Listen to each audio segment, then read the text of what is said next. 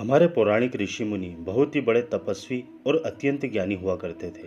एक व्यक्ति को उत्पन्न करना भी उनकी विद्या का छोटा सा हिस्सा हुआ करता था। तो आइए जानते हैं एक ऐसे ही ऋषि जो कि भगवान राम की बड़ी बहन के पति थे। आइए जानते हैं उनके विचित्र जन्म के बारे में कि आखिर कैसे उनका जन्म एक हिरणी के गर्भ से हुआ था। श्रृंगी ऋषि के पिता का नाम महात्मा विभांडक था। वह एक बहुत ही बड़े तपस्वी थे। माना जाता है कि विभांडक ऋषि के कठोर तप से देवराज इंद्र भी घबरा गए। इसी कारण देवराज इंद्र को यह भय सताने लगा कि कहीं महात्मा विभांडक अपने तप से उनके स्वर्ग का राज न छीन ले।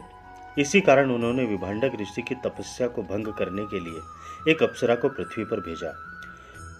फिर जब अगली सुबह हुई तो महात्मा विभांडक सरोवर में स्नान करने के लिए गए।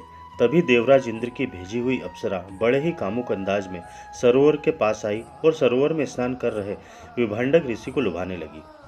उस कामुक अप्सरा को देखकर विभांडक ऋषि के मन में तीव्र काम वासना जाग उठी, जिस कारण से उनका वीर्य पानी के अंदर ही निकल गया।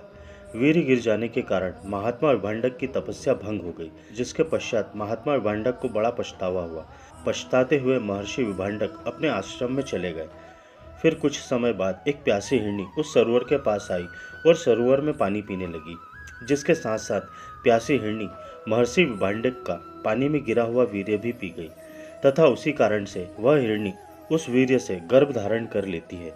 कथाओं के अनुसार माना जाता है कि वह हिरणी भी पहले एक देवकन्या थी, जिसे किसी कारणवश परमपिता ब्रह्मा जी ने हिरणी की योनि में जन्म लेने का श्राप दिया था। इस कारण हिरणी बनी हुई देवकन्या समय आने पर एक बच्चे को जन्म देती है, जिसके माथे पर एक सिंह भी उगा था।